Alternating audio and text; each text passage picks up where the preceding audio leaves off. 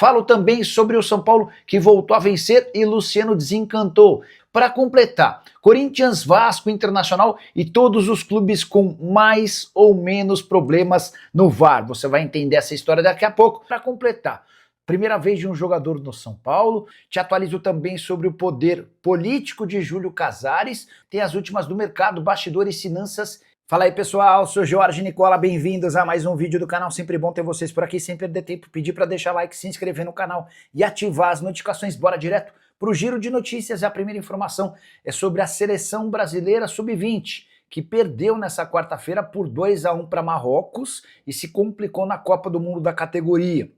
O Brasil tem apenas um ponto, depois de 2 jogos havia empatado na estreia contra o México. Isso significa que, para não ser eliminado pela primeira vez na fase de grupos de uma Copa do Mundo Sub-20, o Brasil terá de vencer a Espanha no próximo sábado. Espanha que tem a mesma campanha do Brasil, um empate e uma derrota.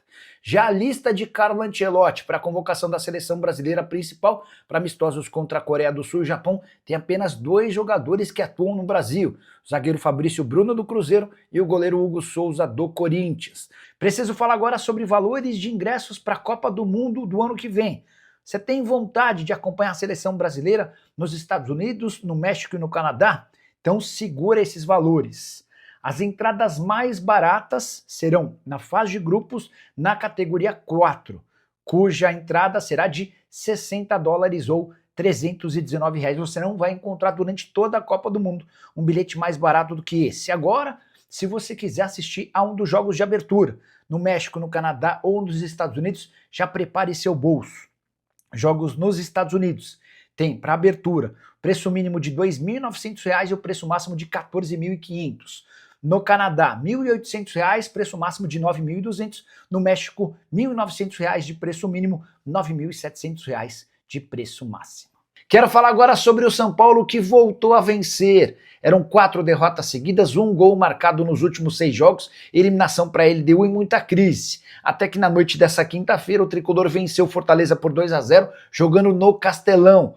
Resultado que permitiu ao São Paulo dias um pouco mais calmos até o confronto do próximo domingo, 5 de outubro, contra o Palmeiras no Morumbis. Luciano foi o autor de um dos gols da vitória do São Paulo, tricolor que havia aberto o placar com Tapia.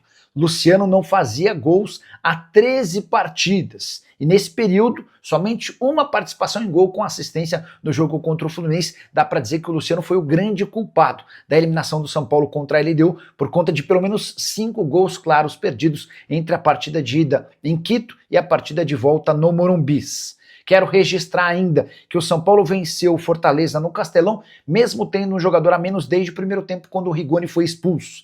Excelente partida de Luiz Gustavo, que não jogava há meses por conta de uma embolia pulmonar. O Luiz Gustavo foi escalado como zagueiro e deixou excelente impressão. Para completar, registrar mais um tabu quebrado por Hernan Crespo desde que voltou ao São Paulo. O tricolor não vencia o Fortaleza há 11 jogos, desde 2020. E aí, só para completar, registrar também que os outros tabus recentemente quebrados por Hernan Crespo têm a ver com vitórias contra Atlético Mineiro e Botafogo, de quem o São Paulo não ganhava também há muito tempo. Para completar, com a vitória, o São Paulo é o 7º colocado, 38 pontos conquistados. O Bahia tem 40, o Mirassol e o Botafogo 43. O problema do São Paulo é que o tricolor tem um jogo a mais do que o Bahia e do que o Mirassol e o mesmo número de partidas do que o Botafogo. Quero falar agora sobre o São Paulo. O presidente Júlio Casares mostrou força política em meio a uma baita crise técnica e também relacionada à política do clube, com chance real de Carlos Belmonte ser demitido. O Júlio submeteu 5 pautas à aprovação do Conselho Deliberativo e todas foram aprovadas com votações muito altas. Quero destacar cada uma delas para vocês. Primeiro, uma permuta para atendimento dentário dos atletas da equipe profissional e também na base com a Odonto Fitness. Essa votação teve 90,2% de aprovação. Depois, São Paulo submeteu um acordo para compra de energia junto à Safari Varejo, 90,2% de aprovação. Houve também a votação da Chiasa Sinalização Viária para obras de infraestrutura, 90,7% de aprovação. O São Paulo voltou a ter um acordo com a Viva Sorte para patrocínio na camisa do cartão de todos, R$13 milhões por ano, e 89,3% de aprovação. O último item da pauta, nessa reunião que aconteceu no Conselho Deliberativo, dizia respeito a investimento com mídia digital junto a uma empresa chamada Fengfan, e 77,2% dos membros do Conselho Deliberativo também votaram a favor. Então, se existia algum rumor de que o Júlio Casares havia perdido poder dentro do Conselho Deliberativo, essa votação chega para mostrar o contrário. Júlio que tem sido muito criticado por torcedores do Tricolor, especialmente a organizada, embora hoje o grande alvo da organizada seja Carlos Belmonte, diretor de futebol. Quero falar agora sobre a arbitragem. Quais são os clubes mais prejudicados e beneficiados no futebol brasileiro? Quero te ajudar a responder essa pergunta quando você estiver conversando com os seus amigos. Primeiro, contar que o Corinthians é o clube com mais decisões desfavoráveis no VAR nesse campeonato nacional. Das 23 consultas feitas em jogos do Corinthians, 15 foram com decisões contrárias ao Timão e apenas 8 a favor. Quero dizer que o VAR rouba contra o Corinthians, mas as decisões têm sido mais contrárias do que favoráveis ao Timão.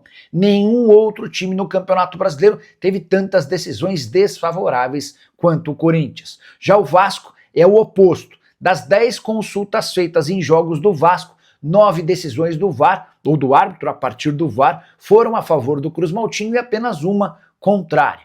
Para completar esse assunto, deixa eu trazer um detalhe que envolve pênaltis marcados para clubes no mundo em 2025. Você tem ideia de quem lidera essa lista?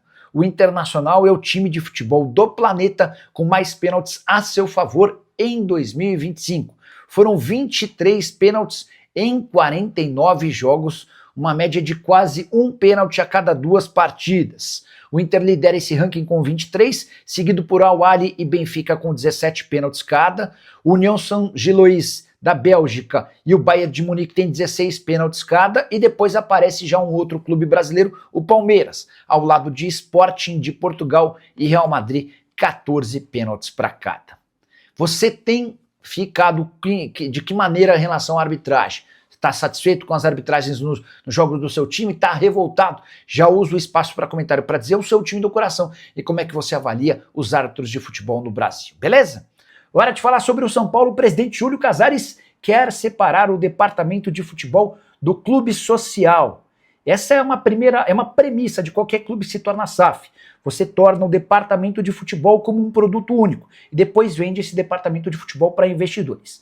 São Paulo ainda não chegou a esse ponto, mas o presidente Júlio Casares quer começar os trabalhos para a criação de uma SAF num futuro não tão distante. Em entrevista, o dirigente são paulino disse, abre aspas, eu quero uma separação jurídica e administrativa.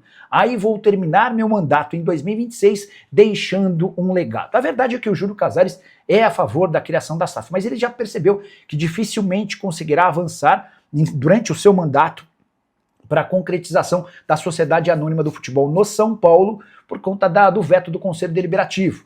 Os homens que precisariam aprovar a mudança do estatuto são radicalmente contrários, não pelo bem do São Paulo, mas por entenderem que se tornariam peças decorativas dentro do tricolor. Aquela história dele ter uma carteirinha e poder eventualmente decidir sobre o futebol, marketing ou qualquer outro departamento passa a deixar de existir com a criação de uma SAF. Importante registrar ainda que o São Paulo está na frente de outros movimentos. Criação do FIDIC já garantiu cerca de 150 milhões de reais a mais 140 milhões para serem captados para pagamento de dívidas bancárias, entre outras pendências do clube. São Paulo também agora depende da aprovação do seu Conselho Deliberativo para garantir a criação de um fundo em Cotia. Fundo que pode captar até 350 milhões de reais. O objetivo é fazer com que o centro de treinamento da base do São Paulo se torne a grande referência do país, superando inclusive o Palmeiras. Igual você acha que o São Paulo é o time mais zicado com atletas machucados? O problema é que não é só a zica, né, cara? Tem outro componente por trás, tem o fato de contratar muito veterano, tem o fato da preparação física e médica não estar mais adequada, enfim. Nicola, você acha que o Lucas e o Oscar só permanecem no São Paulo caso o time vá para a Libertadores? Não, eu acho que os dois permanecem independentemente do calendário para a próxima temporada. Vale a lembrança de que o Luiz Gustavo tem contrato só até dezembro, o Lucas tem contrato até dezembro de 26 e o Oscar tem contrato até dezembro de 27. Se o São Paulo não vai para a Libertadores, eu acho que seria salutar a tentativa dos dirigentes do São Paulo em pelo menos tentarem convencer o Lucas e o Oscar a aceitarem uma outra condição de contrato, né? Até porque eles ganham muito e têm entregue muito pouco. O Oscar custa 2 milhões e 300 mil. Uma parte dessa grana, cerca de 800 mil, vem da Superbet, 1,5 milhão vem do São Paulo. O Lucas Moura ganha 1 milhão e 800 mil por mês. Você soma o que esses dois custam ao São Paulo e chega a mais ou menos 50 milhões de reais por ano. O problema é que o Oscar jogou 40% das partidas e o Lucas jogou 37% das partidas no ano. Então, são caras muito caros que entregam pouco ou quase nada, tá? Tem notícias do investimento do São Paulo para a base. Vamos lá, Marcião. O Conselho de Administração do São Paulo já aprovou a criação de um fundo que pretende captar até 350 milhões de reais. 250 devem vir do Fundo Galápagos, o outro 100 milhões provavelmente do Marinax, tá? A Galápagos vai pôr entre 200 e 250, e o restante ficaria sob responsabilidade do Marinax.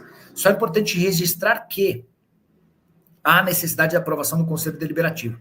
E antes de submeter a essa aprovação, o Júlio tem se encontrado com vários grupos políticos que compõem o Conselho Deliberativo. Ele quer explicar tudo, quer tirar as dúvidas pessoalmente para depois levar o tema para debate e votação, tá?